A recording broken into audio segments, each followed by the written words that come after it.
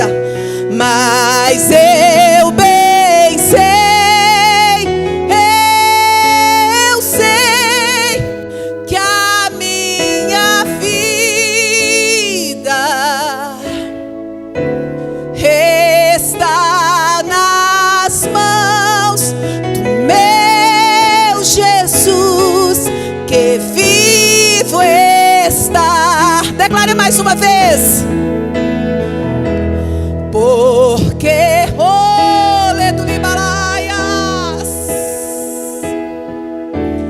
posso crer no amanhã, porque Ele vive. Temor não há, mas eu bem sei, eu sei que a minha vida está nas mãos de meu Jesus, que vivo está.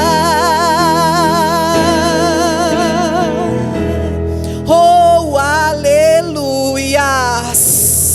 Oh, aleluias! Nós estamos nesta noite encerrando uma campanha, o Deus que muda a história. E eu quero declarar que o Senhor já mudou a minha e a sua história. Nós já podemos começar a testificar do que Deus tem feito, através de cada palavra aqui ministrada, através de cada louvor em nossas vidas. Oh, aleluia! Como eu já pude sentir a presença de Deus aqui esta noite, aleluias. Vamos nesta noite, se for possível você ficar em pé em reverência à palavra de Deus. Quero ler com os irmãos o texto desta campanha, 1 Crônicas, capítulo 4, versos 9 e 10, e também 2 Reis, capítulo 20, verso 2 e 3. 1 Crônicas 4, 9 e 10. Pastor Luiz, como é bom te ver aqui. Como é bom ver o Senhor aqui, assim como é bom ver os demais irmãos. O Senhor tem mudado a história da igreja do Jardim América. Aleluia! O Senhor tem mudado a história. 1 Crônicas, capítulo 4, versículo 9 e 10, diz assim: Jabes foi o homem mais respeitado de sua família. Sua mãe lhe deu o nome de Jabes, dizendo: com muita dores o dei à luz. Jabes orou ao Deus de Israel e invocou o seu nome, dizendo: se me abençoares muitíssimos e meus termos amplificares, e a tua mão for comigo e me livrares de todo o mal, para que eu não seja aflito. E Deus lhe concedeu o que ele havia pedido. 2 Reis, capítulo 20. Naquele tempo, Ezequias ficou doente e quase morreu. O profeta Isaías, filho de Amós, foi visitá-lo e lhe disse: assim diz o Senhor, põe em ordem a sua casa, pois você vai morrer, não se recuperará. Ezequias virou o rosto para a parede e orou ao Senhor, dizendo: lembra-te, Senhor, como tenho servido com fidelidade e com devoção sincera, tenho feito o que tu aprovas. E Ezequias chorou amargamente.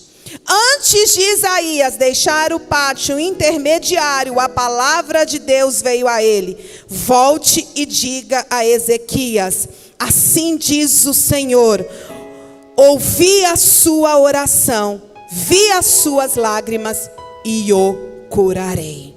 Amém, irmãos? Podeis estar assentados.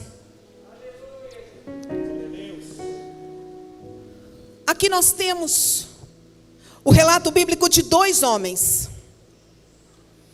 que tiveram a sua história mudada porque decidiram orar. Porque decidiram falar com Deus. Um não pertencia a nenhuma genealogia importante. O autor de Crônicas está dizendo: fulano, que gerou ciclano, que gerou ciclano. De repente, Jabes, ele dá uma parada na sua narrativa para dizer que ele não era ninguém, mas se tornou o mais ilustre da sua família. Ezequias era o rei de Israel, e diante de uma doença, quando o profeta chega, ele deve pensar, né, irmãos, o profeta chegou, agora chegou a bênção.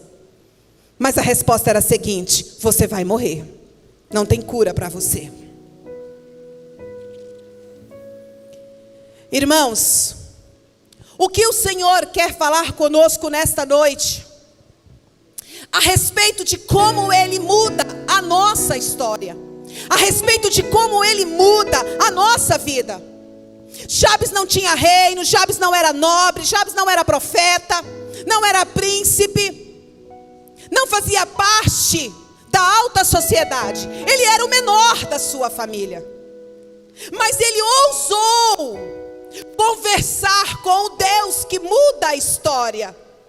E ele diz o seguinte: Senhor, o Deus de Israel. O Marcos leu aqui. Por que Jacó teve o seu nome mudado para Israel? Porque Deus o abençoou. E Jabes agora clama ao Senhor no nome do Deus de Israel. O rei Ezequias, da mesma maneira, teve a vida dele mudado quando ele chegou diante do Senhor: Senhor, eu tenho te servido em retidão e fidelidade. O Senhor sabia de tudo isso, mas Deus conhecia o coração destes 2 homens. E a oração dos 2 foi respondido. Irmãos, o que mais me espanta enquanto eu estudava esta tarde é que Deus muda as circunstâncias destes homens. Alguém que era o menor da sua família se torna o mais ilustre. Alguém que recebe o diagnóstico de morte diz: eu ouvi a tua oração, você agora está curado, acrescentarei anos à sua vida. Deus decide mudar a minha e as suas circunstâncias quando nós decidimos buscar Ele verdadeiramente. Nenhum cristão, irmãos, nenhum cristão é maior do que a sua vida de oração. Como é que anda a sua vida de oração? Como é que anda o seu momento de intimidade com Deus? Irmãos, eles não tinham nada que os tornavam especiais. Eles não eram queridinhos de Deus. Eles não eram os amadinhos do papai. Não, eles eram homens como eu e você, mas homens de coração contrito e quebrantado. Não existe oração errada. Errado é quando nós não oramos. E enquanto eu estudava esse texto, o Senhor falava ao meu coração: nós estamos vivendo dias em que as pessoas não têm mais tempo para falar comigo. Estamos vivendo dias onde a oração está sendo substituída pelas palavras na internet. Você está ouvindo aquela palavra, de repente o pastor está ministrando e fala: fecha seus olhos, deixa eu abençoar a sua vida. E ali você está dirigindo, lavando louça, limpando casa, e você está dizendo amém, amém, amém. E cadê a intimidade com isso? E quando eu estou falando isso, irmãos, eu estou contando do que eu faço. Eu estou falando do que eu vivo. O pastor dizia: primeiro o Senhor fala conosco. Primeiro o Senhor quebranta as nossas vidas. Não existe oração errada, irmãos. Errado é não orar. Porque a oração é a última coisa que nós fazemos na correria, no frenesi do dia a dia. E nós sabemos que a maior demonstração de amor que nós podemos ter por alguém é orando por ela, é clamando por ela. É a maior demonstração de amor que nós podemos ter. Porque a menor distância, irmãos, a menor distância entre o céu e a terra são os nossos joelhos. É a menor distância entre a solução para as nossas vidas, o nosso joelho. Mas muitas vezes nós vamos diante de Deus, irmãos, com tanto medo, com tanto temor, com tantas palavras chiques, com um vocabulário tão rabuscado. E Deus fica lá do alto olhando, dizendo: eu conheço o teu coração, eu conheço os teus pensamentos, eu conheço até aquilo que ainda nem chegou à sua boca.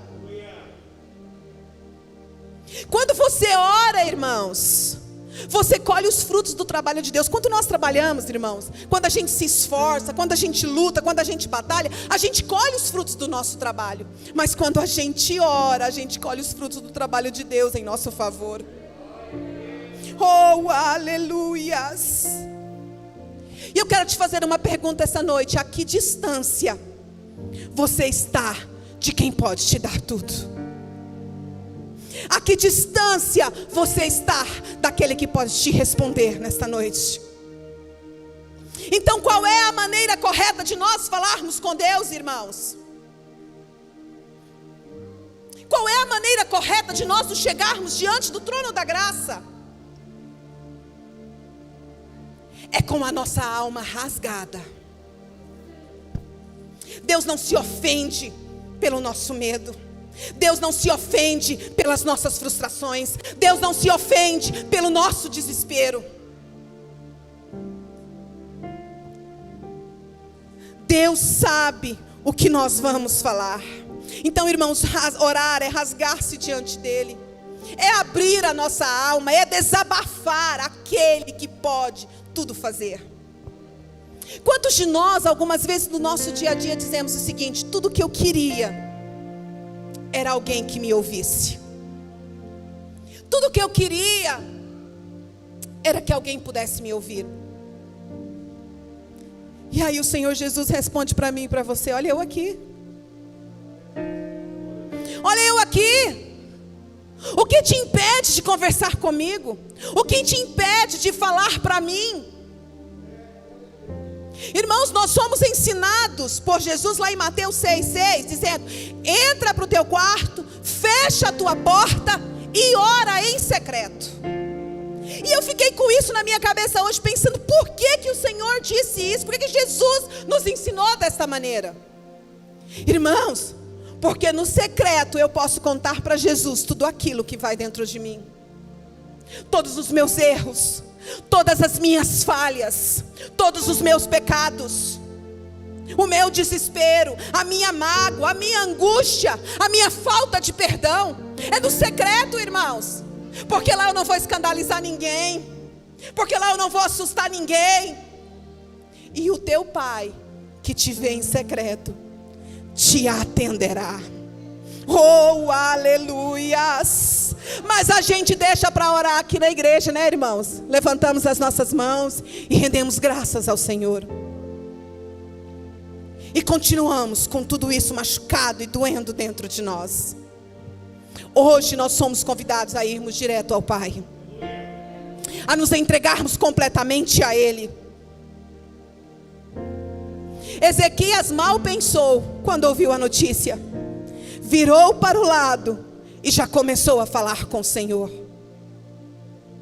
Ao invés de nós ficarmos reclamando, ao invés de nós ficarmos murmurando, ao invés de nós ficarmos reclamando, por que que nós não falamos isso com o Senhor, irmãos? O Senhor tudo pode. O Senhor pode nos atender de imediato. Ele tem a resposta para as nossas vidas. Perguntaram para Spurgeon um certo dia: Spurgeon, quantas horas você ora por dia? E ele respondeu para os jovens: eu oro 5 minutos. E eles ficaram assim: como assim 5 minutos de oração? Sim, eu oro 5 minutos, mas eu não passo 5 minutos sem orar. Orai sem cessar, irmãos. Orai sem cessar. Nós temos vivido dias em que nós temos que clamar ao Senhor, porque nós não estamos com o nosso tanque cheio, porque nós não fazemos isso enquanto as coisas estão tranquilas. Jabes tinha tudo para reclamar, irmãos. O seu nome já dizia que ele era um homem de dores. Ele tinha tudo para ser depressivo. Ele tinha tudo para sofrer de transtorno de bipolaridade. Ele a vida inteira carregou essa estigma em si. Mas ele decidiu que o passado de dor dele não determinaria o futuro e nem o impediria de viver o propósito de Deus para a vida dele. Oh, aleluias! A Bíblia diz que ele foi o mais ilustre entre a sua família. Domingo pela manhã, eu dizia para os irmãos: vamos clamar em favor das nossas famílias. Satanás tem lutado de todas as formas para destruir a nossa casa.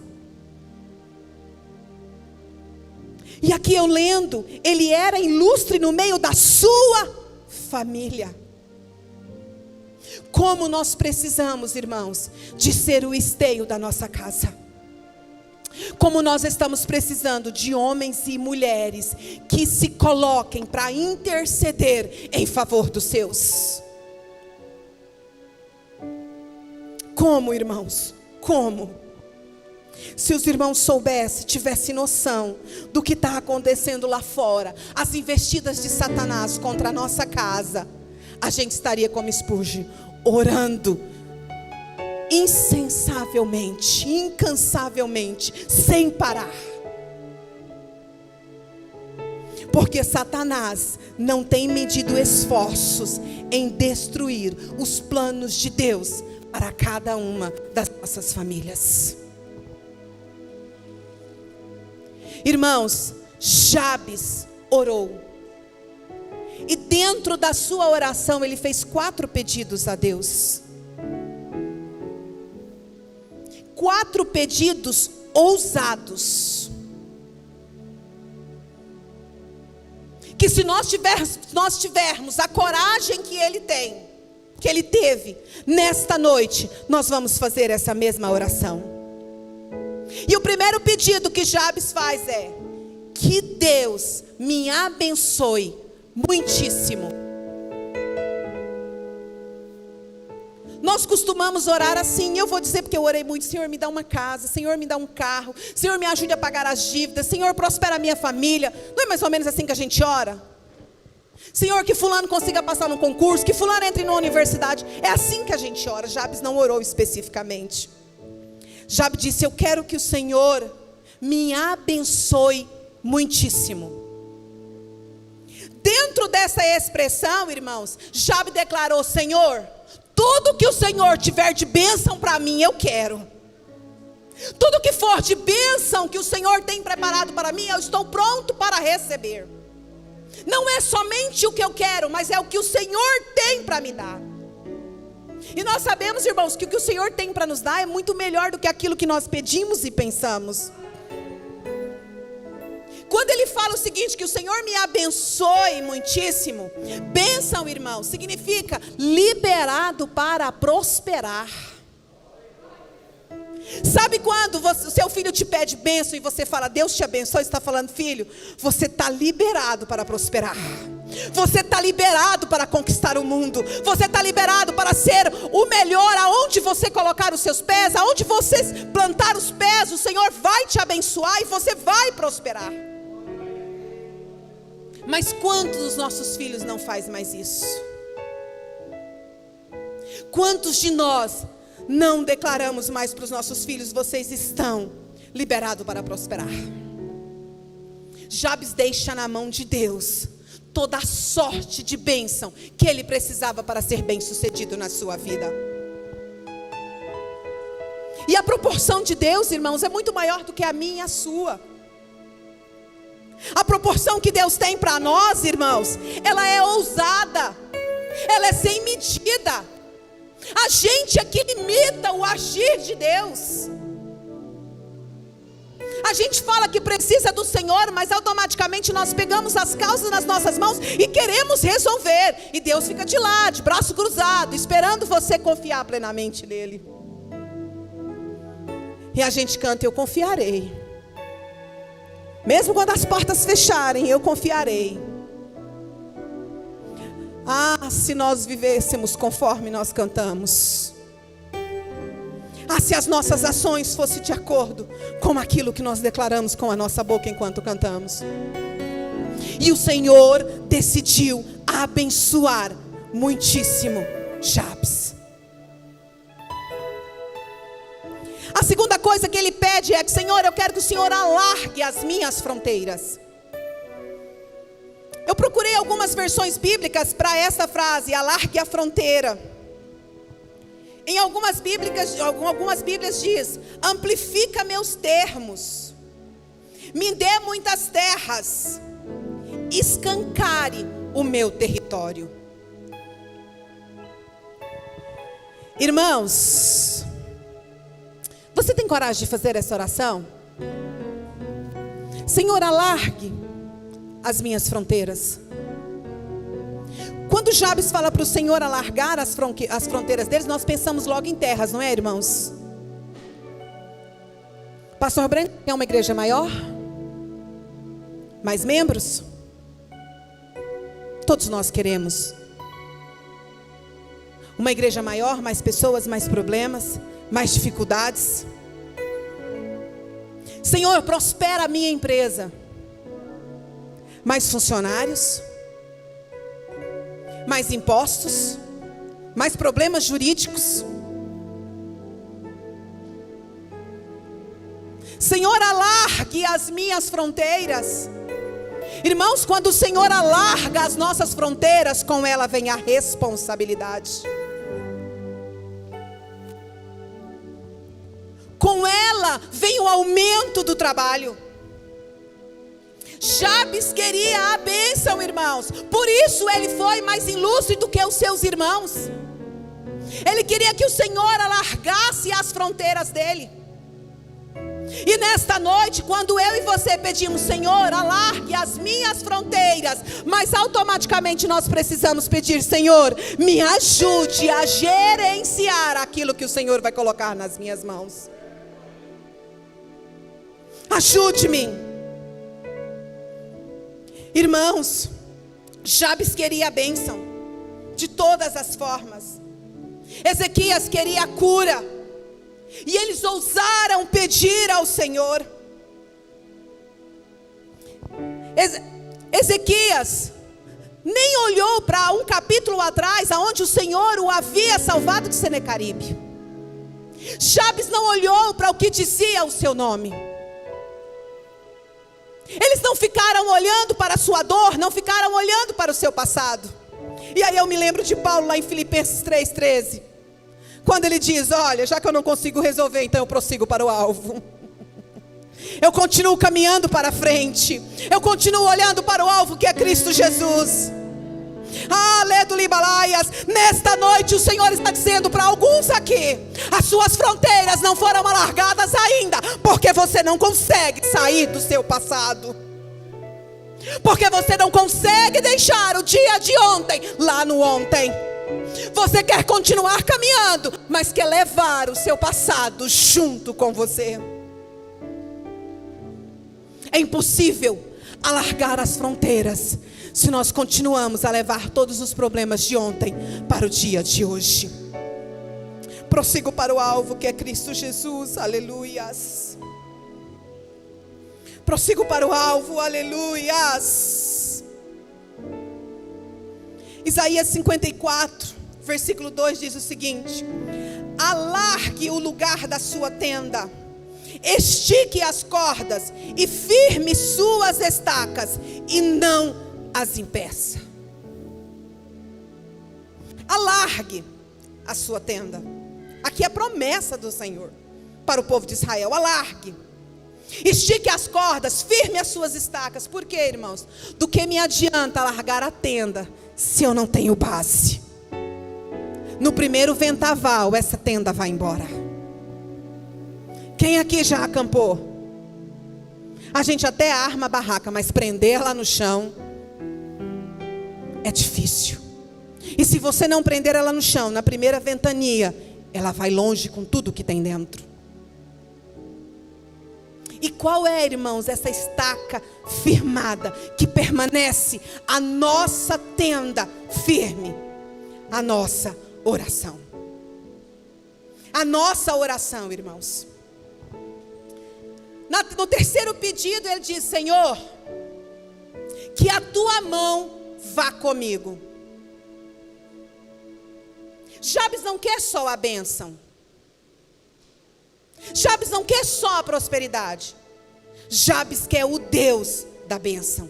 Jabes quer a presença de Deus. Ele queria muito mais do que as fronteiras alargadas. Ele queria a presença do próprio Deus. Sentir a presença de Deus, irmãos, é o que nos sustenta. E ele diz: eu quero que a tua mão vá comigo. E eu me lembro de Moisés, quando o Senhor fala para ele: olha, eu vou enviar o anjo. Se o Senhor não for comigo, mata esse povo tudinho, mas daqui eu não saio. Mas a gente costuma querer pegar todas as situações com as nossas próprias mãos e resolver os nossos problemas sozinhos. Irmãos, quando Deus estende as suas mãos para nos abençoar, Pastor Marquiancho diz que a mão de Deus por baixo nos sustenta. Quando Deus nos leva e a mão dele está por baixo de nós, ela nos sustenta, ela não me deixa cair. Quando a mão de Deus está na minha frente, ela me protege e me dá direção. E a mão de Deus, quando ela está por cima, ela me abençoa, me perdoa e me restaura. Então nesta noite, irmãos, eu não quero só a bênção, eu quero a presença de Deus. Eu quero a presença de Deus. Não que o Senhor vai satisfazer o meu e o seu desejo num passe de mágica. Não é isso, irmãos. Muitas vezes a resposta do Senhor é um não enorme. Muitas vezes a resposta do Senhor é: espere mais um pouco. Muitas vezes a resposta do Senhor é imediata. É para agora. Eu tenho muitos milagres para contar do que Deus tem feito na minha vida. Mas um dos milagres que o Senhor fez na minha vida, Ele muda completamente a minha história. Como eu já contei para os irmãos, quando meu filho caçula, diagnosticado com diabetes, em das suas internações, a última internação em estado grave, eu me lembro da enfermeira perguntar o seguinte para ele, era aniversário dele, ele estava hospitalizado: o que você quer de presente? E ele disse: sair daqui e nunca mais voltar. E eu me lembro que eu entrei para o banheiro daquele hospital e disse: Senhor, não ouve a minha oração, mas ouve a fé que ele tem no Senhor. Senhor, o que o Senhor quer de mim? O que o Senhor quer que eu faça? Qual é o propósito do Senhor para tudo isso? E os médicos diziam que ele não chegaria aos 18 anos. Ele já tem 24, irmãos. Ele faz exames a cada 3 anos. Aparece o traço, mas ele não tem mais diabetes, para a honra e glória do nome do Senhor Jesus. Foi uma oração imediata, uma resposta naquela hora. Foi o último dia em que ele ficou internado. E ele só foi melhorando. Quando foi em novembro do mesmo ano, eu subi no púlpito pela primeira vez da minha igreja e contei o testemunho, dizendo que ele estava curado, para a honra e glória do nome do Senhor Jesus. Porque eu ousei, irmãos, abrir o meu coração diante de Deus e dizer: Deus, qual é o propósito do Senhor para a minha vida através dessa doença? Se o Senhor não quiser atender a minha oração, atende a fé dessa criança. Ele só tinha 6 anos de idade. Há poder, irmãos, na nossa oração. E o quarto pedido que ele faz: Senhor, que o Senhor me livre do mal. Que o Senhor me livre do mal. Irmãos, o inferno luta dia e noite contra as nossas vidas. Satanás, irmãos, tem raiva. Satanás tem ódio das nossas vidas, das nossas famílias. Porque ele sabe que os propósitos de Deus para a nossa vida são grandes. E nós vemos em várias passagens bíblicas as pessoas pedindo para o Senhor os livrar do mal. Um muito conhecido, Salmo 91:10: nenhum mal te sucederá, nem praga alguma chegará à tua tenda. Irmão, você tem certeza do que você acabou de ouvir? Nenhum mal te sucederá, nenhuma praga chegará à sua tenda. Oh, aleluias! Porque o Senhor nos livra do mal. Repreenda o mal da sua vida, repreenda o mal da sua casa, repreenda o mal sobre a vida dos seus filhos, do seu cônjuge, repreenda. Porque são promessas de Deus para nós. E eu perguntava para o Senhor essa tarde: Senhor, o que fazer quando a nossa história não começou bem? O que fazer, Senhor, quando a minha história é marcada pela dor? O que fazer, Senhor, quando a minha história é marcada pelo fracasso? Eu não tenho uma história bonita.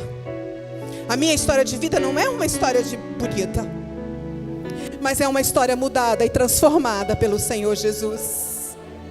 Eu não sou o passado. O passado não determina quem eu sou hoje. O meu passado não determina quem eu sou hoje. Ele faz parte da minha história, mas não diz quem eu sou. Eu sou alguém lavado e remido pelo sangue de Jesus. Eu sou alguém que tem a história mudada. Eu sou alguém que vai viver o sobrenatural do Senhor todos os dias. E se minha vida se encerrar hoje, eu já posso dizer: sou mais do que vitoriosa em Cristo Jesus, aleluias. Ezequias ousou correr para o Senhor e dizer: Deus, o Senhor sabe quem eu sou. Jabe disse: se o Senhor decidir me abençoar, é disso que eu preciso. 2 homens que teve a história deles mudada através da oração. 2 homens que chegaram diante de Deus sem rodeios, que abriram seu coração verdadeiramente para Deus e viveram o favor de Deus em suas vidas. Quero te convidar neste momento a ficar de pé, já chamar a equipe de louvor aqui. Se você nesta noite decidir rasgar o seu coração na presença do Senhor, se você nesta noite abrir o seu coração diante de Deus, e o Senhor decidir derramar o favor dele sobre a sua história, eu quero te dizer que a sua história, que começou com dor, vai terminar com fronteiras largas, com a mão de Deus estendida sobre você, com o presente de Deus da prosperidade, da saúde, da restauração. O propósito de Deus vai voltar para a sua vida. O Senhor te diz: é tempo de secar as lágrimas. É tempo de adorar o Senhor. Não importa como a sua história começou. Não importa como foi o dia de ontem. O que importa é a decisão de agora. O que importa é o que você vai colocar na presença dele neste momento. O que importa é como você vai se abrir diante dele. Deus já determinou para você vida, e vida em abundância. Ele te toma pela mão direita dele, e a mão direita dele é poderosa. Ele te sustenta, ele te levanta.